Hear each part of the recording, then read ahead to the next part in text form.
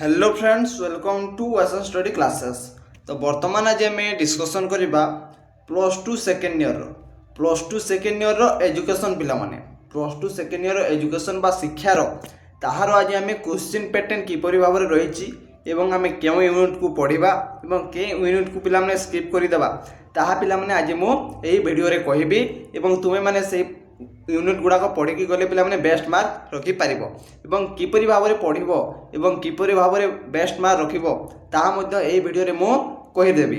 तो पिला माने ता पूर्व जो मैंने भी चैनल को नुआ देखुंती गोटे सब्सक्राइब करनी जहाँ फल तुम्हें माने समस्त नोटिफिकेशन जब मो वीडियो अपलोड करी तार समस्त नोटिफिकेशन पिला माने तुरंत तुम पाखरे जाई पहुँची जीवो। एवं जो मैंने भी आमर +2 व्हाट्सएप ग्रुप रे पिला माने +2 व्हाट्सएप ग्रुप रे जॉइन होई नांती से माने किपरि भाव रे जॉइन होई परिबे ना एही वीडियो रो पिला माने कमेंट बॉक्स को ओपन करिवे एवं सेटारे गोटे लिंक टी दिया जायछि जाहाको क्लिक करी आमर +2 व्हाट्सएप ग्रुप रे जॉइन होई परिबे। तो आज आम डिस्कसन करवा एजुकेशन रो क्वेश्चन पैटर्न एवं केउ यूनिट रु केते मार्क प्रश्न आसीबो एवं केउ यूनिट रु केते लॉन्ग क्वेश्चन 1 मार्किया विशिष्ट 2 मार्किया विशिष्ट 3 मार्किया विशिष्ट प्रश्न आसीबो एवं पिला माने किपरि भाव में आसीबो एवं केते मार्क लेखाई प्रश्न आसीबो ता पूरा डिटेल्स रे पिला माने आज आमे एही वीडियो रे बुझिबा। तो वीडियो टी को पिला माने गोटे गोटे लाइक करिनियो। तो प्रथमे मु एहा कहबी। तो देखो प्रथमे कोन अछि ना एमसीक्यू प्रश्न 2 मार्क प्रश्न 3 मार्क प्रश्न 5 मार्क प्रश्न किपरि भाव में रही। तो देखो एमसीक्यू प्रश्न प्रथमे रहिला कोन ना एमसीक्यू प्रश्न केतोटी आसीबो टोटल यूनिट रु ना टोटल यूनिट रु पिला माने 20 टी प्रश्न आसीबो केतोटी 1 गुणन 20 इक्वल टू 20 मार्क एमसीक्यू प्रश्न 20 टी प्रश्न आसीबो।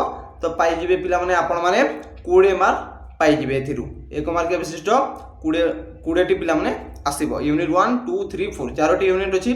तो 4 यूनिट रु 20 टी प्रश्न आसीबो। तो परे मु कहि देबी केउ यूनिट रु केते टी प्रश्न आसीबो।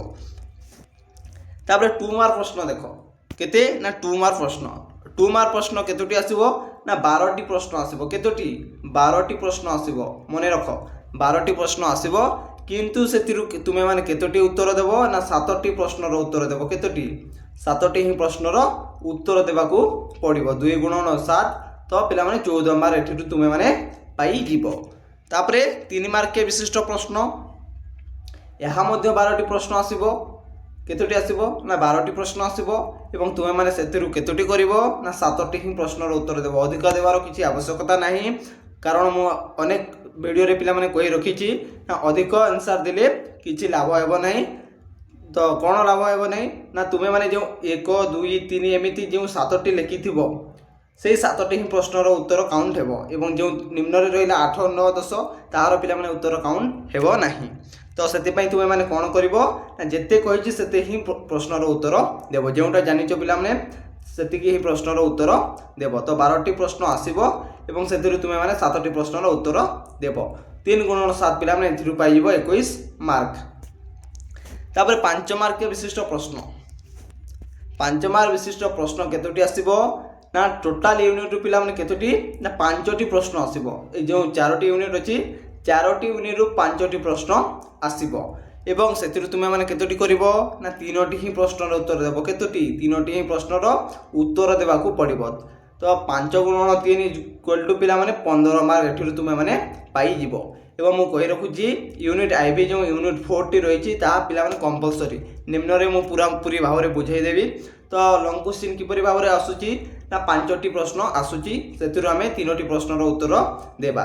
तापर देखो पिला माने यूनिट वाइज पिला माने मु बुझाई देबी एबे केउ यूनिट को पढिबो एवं केउ यूनिट को स्किप करि पारिबो। तो प्रथमे रहिला यूनिट 1 कोन रहिला ना प्रथमे रहिला यूनिट 1। तो यूनिट 1 रे कोन आइबो ना एमसीक्यू प्रश्न केतोटी आसीबो एमसीक्यू प्रश्न यूनिट 1 रु 6 टी आसीबो केतोटी सेति में हम पई इंपोर्टेंट पिला माने एमसीक्यू समस्त यूनिट हम पई इंपोर्टेंट। तो एमसीक्यू प्रश्न आसीबो यूनिट 1 रु 6 टी आसीबो केतोटी ना 6 टी प्रश्न आसीबो। तापर 2 मार्क विशिष्ट प्रश्न यूनिट 1 रु केतोटी आसीबो ना 3 टी 2 मार्क प्रश्न आसीबो बा 3 टी 2 मार्क विशिष्ट प्रश्न आसीबो केतोटी 3 टी प्रश्न आसीबो। 3 मार्क प्रश्न मध्य एमिति यूनिट 1 रु 3 टी ही प्रश्न आसीबो तुमे माने सेतिर जेतेटी करिले मध्य किछि ହେବ ନାହିଁ ପିଲାମାନେ, କିଛି ପ୍ରୋବ୍ଲେମ୍ ହେବ ନାହିଁ। ତ ୟୁନିଟ୍ 2ରୁ 2 ମାର୍କ ପ୍ରଶ୍ନ 3ଟି ଏବଂ ୟୁନିଟ୍ 3ରୁ 3ଟି ଆସିବ। ତ ମୁଁ କହି ରଖୁଛି ଏବେ ନା ୟୁନିଟ୍ ଆମକୁ କେତୋଟି କରିବାର ଅଛି ନା 7ଟି ପ୍ରଶ୍ନ କରିବାର ଅଛି।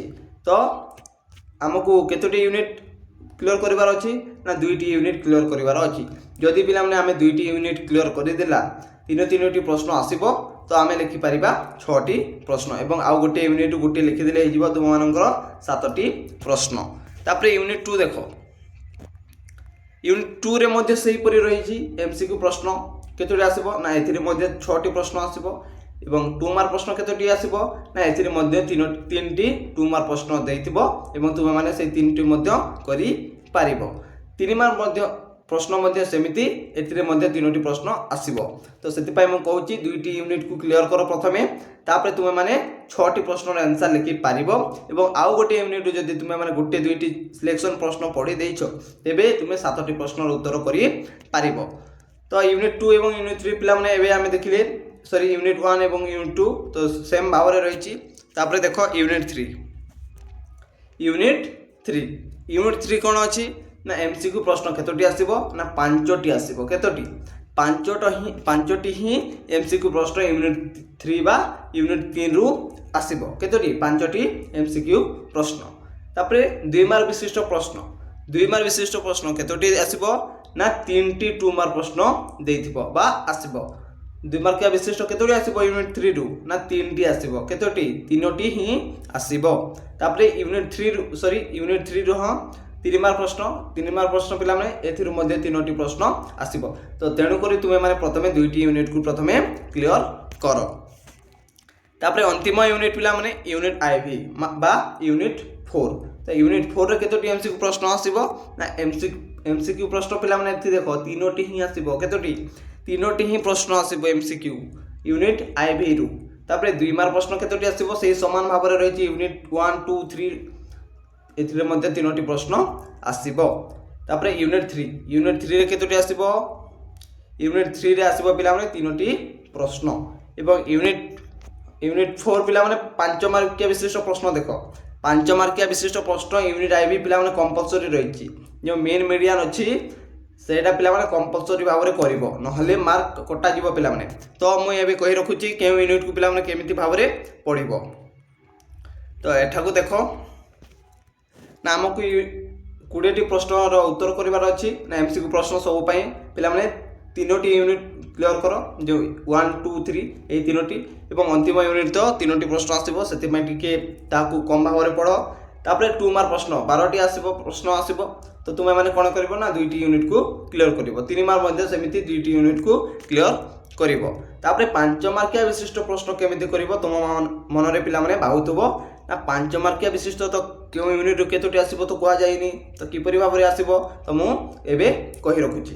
ତ ଆମର କେତୋଟି ୟୁନିଟ୍ ଅଛି ଏଜୁକେସନରେ ନା 4ଟି ୟୁନିଟ୍ ଅଛି। 1, 2, 3, 4 4ଟି ୟୁନିଟ୍ ଅଛି। ତ ଏଇ 4ଟି ୟୁନିଟ୍ ଯେଉଁ ଅଛି ୟୁନିଟ୍ 4ଟି ଆମ ପାଇଁ ପୁରା ଭାବରେ କମ୍ପଲସରି ଲଙ୍ଗ୍ କ୍ୱେଶ୍ଚିନ୍ ଗୋଟିଏ ଆସିବ ଥୁଆ ହେଇକି ଅଛି, ମେନ୍ କିମ୍ବା ମିଡ଼ିଆନ୍ ମୁଁ ନେକ୍ସଟ କ୍ଲାସ୍ରେ କହିଦେବି।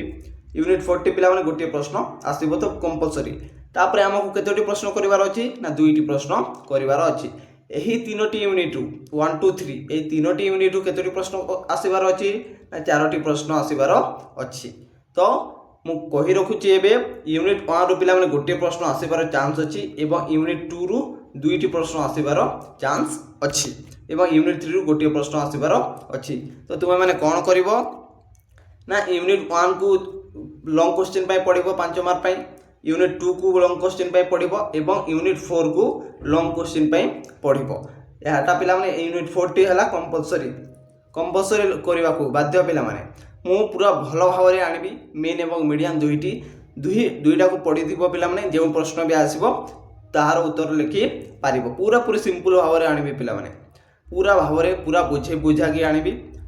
ସେଇ ଗୋଟିଏ ଭିଡ଼ିଓ ଦେଖିଦେଲେ ତୁମେ ପିଲାମାନେ ଜୀବନ ସାରା ତାହା ଭୁଲିପାରିବ ନାହିଁ। ତ ୟୁନିଟ୍ 1, ୟୁନିଟ୍ 2, ୟୁନିଟ୍ 4 ଏହାକୁ ପିଲାମାନେ 5 ମାର୍କ ପାଇଁ ପୁରାପୁରି ଭାବରେ ପଢ଼।